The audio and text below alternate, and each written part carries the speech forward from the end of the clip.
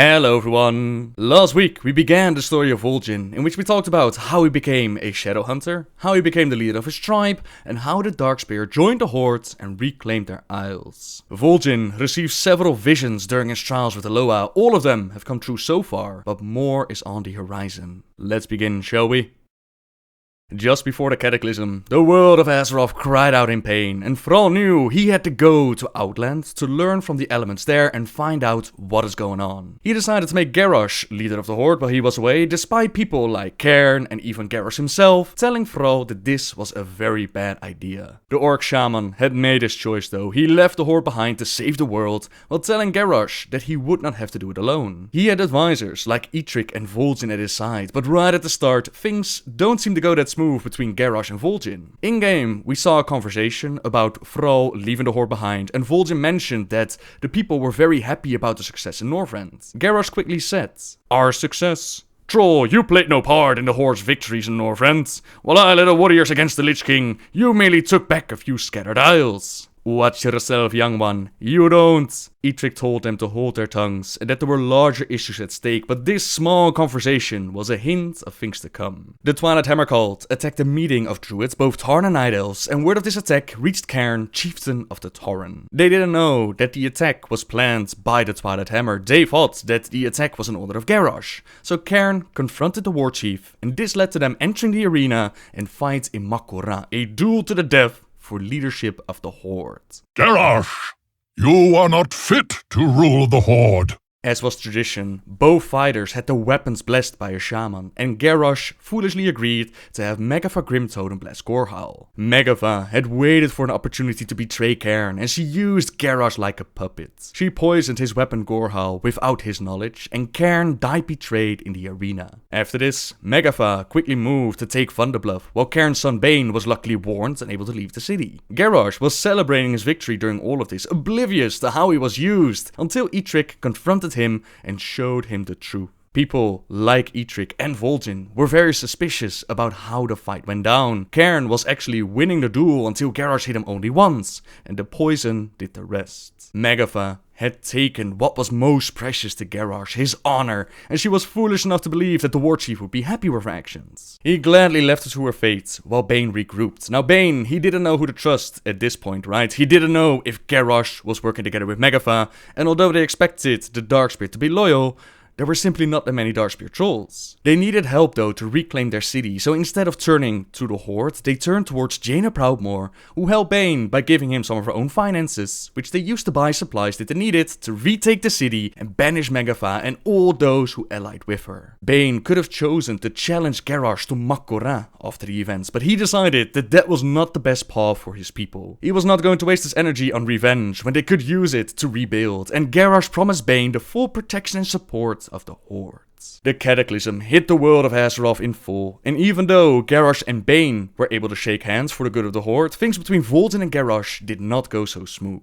Exiled years ago from their lands in Stranglethorn Vale, the Darkspear trolls attempted to make a new life for themselves amongst the disparate races of the Horde. Under the leadership of the noble Warchief Thrall, Vol'jin and his savage trolls had at last found the honor and purpose they had been searching for. But now, under the rule of the headstrong Garrosh Hellscream, the trolls fear that the Horde could tear itself apart. Vol'jin knows that whatever threats loom ahead, whether they be from within the Horde or from without, it is cunning trolls like you who will fight to preserve the honor of the Horde. As new troll players enter the game, they're eventually sent to talk to Vol'jin, and he explains what went down between him and the new Warchief. "I have something to show you. It'd be easier to understand if you see it yourself." Don't talk back to me, troll. You know who was left in charge here. Haven't you stopped to ask yourself why Thrall chose me instead of you? There be no question why, Garrosh. He gave you the title because you be Grom's son. And because the people be wanting a war hero. I think you be more like your father than you thought, even without the demon blood. You are lucky that I don't gut you right here, whelp. You are foolish to think you can speak to your Warchief in such ways! You'll be no Warchief of mine. You'll not earn my respect, and I'll not be seeing the Horde destroyed by your foolish thirst for war. And what exactly do you think you're going to do about it? Your threats are hollow. Go slink away with the rest of your kind to the slums. I will endure your filth in my throne room no longer! I know exactly what I'll be doing about it, son of Hellscream.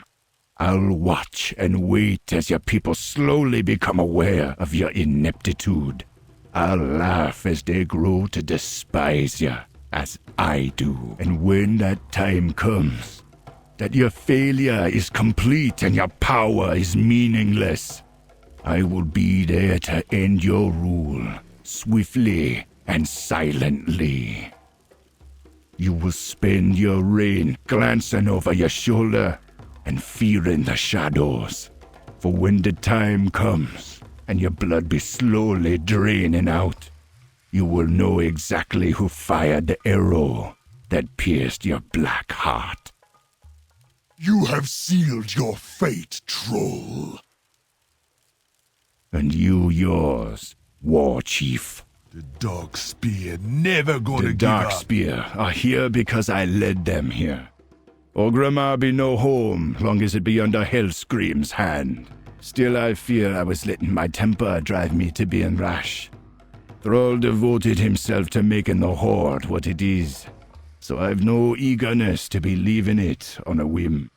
This will be needing much more thought. Vol'jin has no love for Garrosh. He threatens his warchief and he leads his people out of Orgrimmar, just as the visions had shown him. Perhaps his temper had driven him to be rash though, and leaving the Horde is not a decision to be made on a whim. As Vol'jin ponders the situation, we continue our questing until we're eventually called to war and get vengeance for Sen'jin. The sea witch that ordered the Murlocs to sacrifice Vol'jin's father drove them out of their isles has returned. It turns out that it wasn't a sea witch at all, it was actually a Naga, something that can be killed. So with Vol'jin leading the charge, we confront Jarjira. You were foolish to come here, Sea Witch.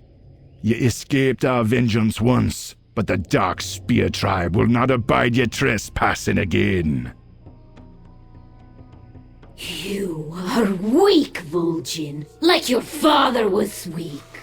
Today, I will finish what I started long ago. The Darkspear shall be wiped from existence!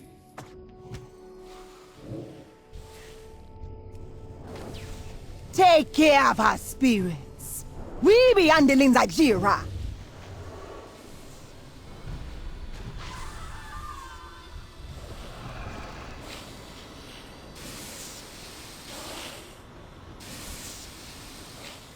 You were a fool to touch my fires!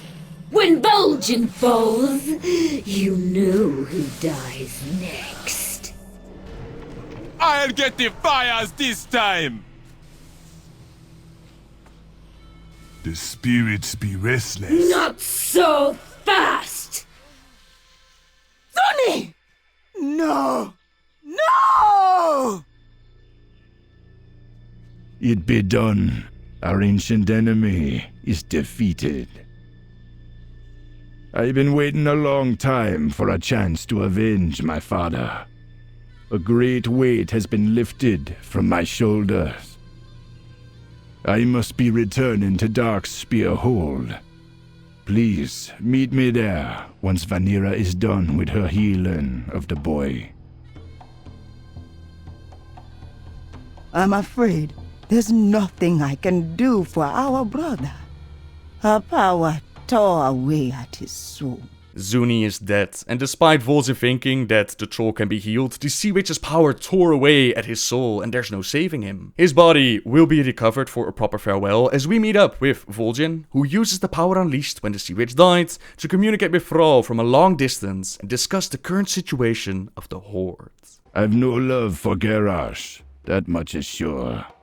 But leaving the Horde is not a decision I be taking lightly. There's only one with the answers I seek. You can stay and watch if you like.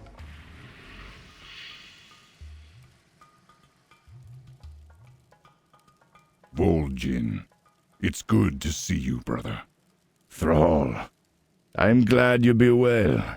There were rumors otherwise. Indeed, someone did try to kill me, but that is not my greatest concern at this moment. The world itself calls for my aid. I must beg your counsel, my friend. I can't be standing by Garrosh while he be turning our people against each other for the sake of war. My respect for you does not extend to this new horde. I'm thinking of leading my people away. Vol'jin, I chose Garrosh because he has the strength to lead our people in these trying times. For all my supposed wisdom, there have been moments that I've barely been able to hold the horde together. The Wrathgate and Undercity displayed that clearly enough. The horde cries for a hero of old. An orc of true blood that will bow to no human and bear no betrayal. A warrior that will make our people proud again. Garrosh can be that hero. I did not make this decision lightly, Vol'jin. I know our alliances will suffer for it. I know the Horde will be irreversibly changed. But I made this choice with confidence that Garrosh is exactly what the Horde needs. I'm trusting you and the other leaders not to let this divide our people. You are stronger than that. I understand, brother. I will think on this and be troubling you no further. You have a world to be saving. Thramka, old friend. You be strong and proud, young blood. The Darkspear will be honored to have you fight beside him. These be dark times, but our people will be staying with the Horde for the good of all.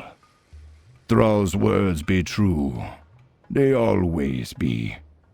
The Horde is much more than just a few old, stubborn leaders and a handful of heroes from Northrend. The people be crying Garrosh's name, at least for now. Still, I be hoping Thrall will return to us one day. The future right now be looking very grim and very bloody. Vol'jin and the Darkspear Tribe will stay with the Horde, at least for now, and adventurers, they're sent away to join the many battles fought across the world in the wake of the Cataclysm. In the meantime, the Zandalari, led by King Rastakhan and Prophet Zul, they've come to unite the trolls into a single mighty empire. With the aid of the Zandalari, the fallen capitals of the Gurubashi and the Mari nations, Zul'Gurub and Zulaman respectively, they're already rebuilding, they're replenishing their forces for a bloody campaign to expand their territories. All tribes were invited to join them, invited to the meeting, including the Darkspear Tribe. Our kind faces extinction. Trolls once ruled the mightiest empire this world has ever seen. Yet look at you now. Zuldrak has already fallen to the Scourge. Its gods consumed as death descended on its people. Zul'Farrak, once the shining jewel of Tanaris, is now nothing but a wasteland. Divided, you are weak. But we Zandalari can offer you a future undreamed of. Jinto of the Gurubashi, would you see the greatness of Zul'Gurub restored? Join us, and the Zandalari will make it so. Dakara of the Amani, summon your followers to Zulaman. Together, we will make Zul'Jin's murderers weep for mercy. Brothers, hear us now!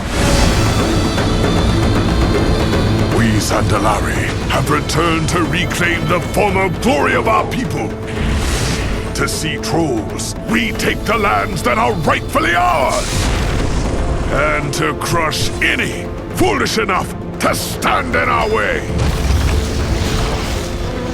From the wreckage of the Cataclysm, the Troll Empire will rise again!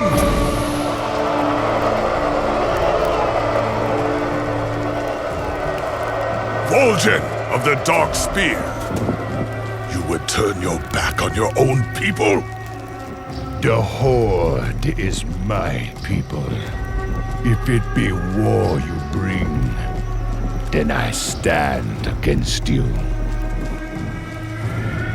So be it, Darkspear. Vol'jin will not join the other tribes in this war, and he goes around warning both the Alliance and the Horde. Now, to understand the next part in the story better, I think it's a good idea to take a step back and talk a little bit about the troll history. The earliest known troll tribe is called the Zandalari. There were different levels within their tribe. You had the poor, the rich, the powerful, the intelligent. There was a caste system in place, and over time those castes, they evolved into separate breed of trolls. Most of the Zandalari were into acquiring knowledge and preserving their history, but a significant portion wanted to conquer the world. They left the Zandalari tribe behind to create their own tribes, and the Zandalari were perfectly fine with that. They saw it as children trying out a youthful rebellion who would eventually come back to beg for the Zandalari approval. But the trolls, they did not return. Instead, two distinct troll empires emerged. You had the Amani and the Gurubashi tribes. The Amani were forest trolls, whereas the Gurubashi were jungle trolls. Now, over time, from these two massive tribes,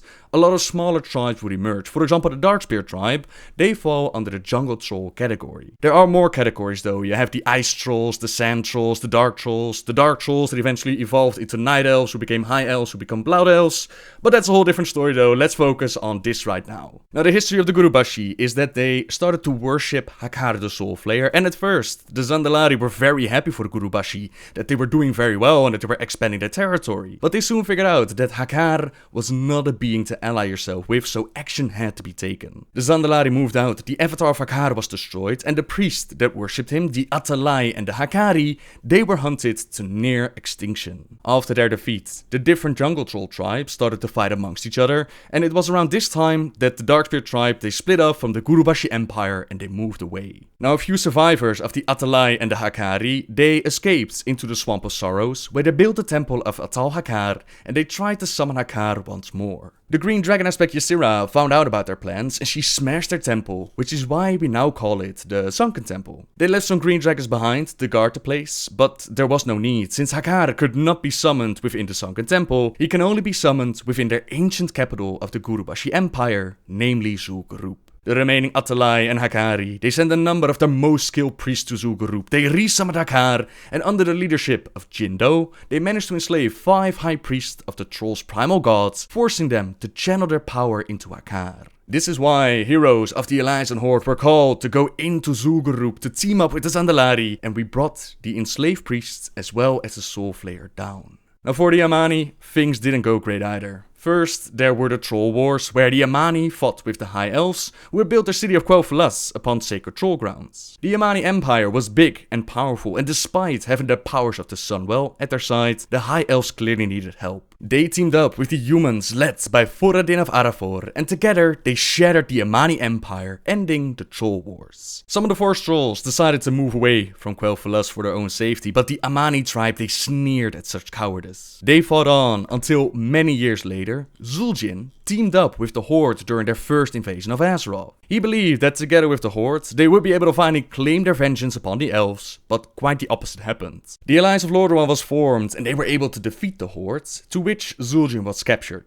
They cut out his eye, he cut off his own arm to escape, to which he fled to Zulaman, where they decided to seal some of the essences of their mighty troll animal gods in their strongest of champions, and they kept fighting with their ancient enemy. This enemy started to call themselves Blood Elves, in honor of those who had fallen to Arthas and the Scourge, and Zul'jin's crusade against the elves would be stopped by a very unexpected development. The Horde, now under the leadership of Thrall, they had accepted the Blood Elves within their ranks, and now Zul'jin was done with all of them. I spit on the Horde! He planned to take down everyone, humans, elves, orcs, Alliance and Horde, all alike, and of course, we couldn't let this happen. Heroes were sent in to take care of the Amani, but as we saw in the trailer, there are still enough trolls left to put up a fight, especially when they unite under one banner, especially under the leadership of the Zandalari. The world had to unite against these threats, so Vol'jin, he sent out his emissary Bwemba to both the Alliance and the Horde to warn them about what's going on within the jungle of Stranglethorn. We join Bwemba as she's trying to find and help Vol'jin, who's already gone ahead to warn the people,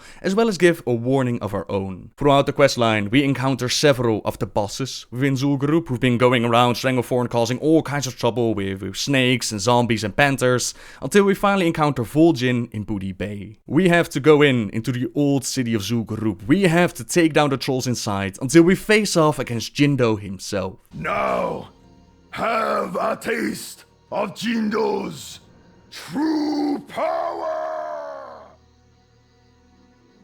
Your deceit is unforgivable, Jindo.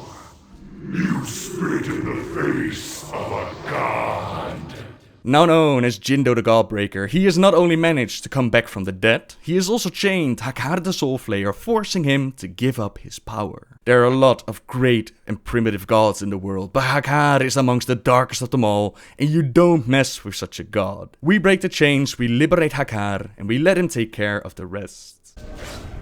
You overstepped your bounds, Jindo. You toy with powers that are beyond you. Have you forgotten who I am? Have you forgotten what I can do? Be freed, insects. I will deal with you another time.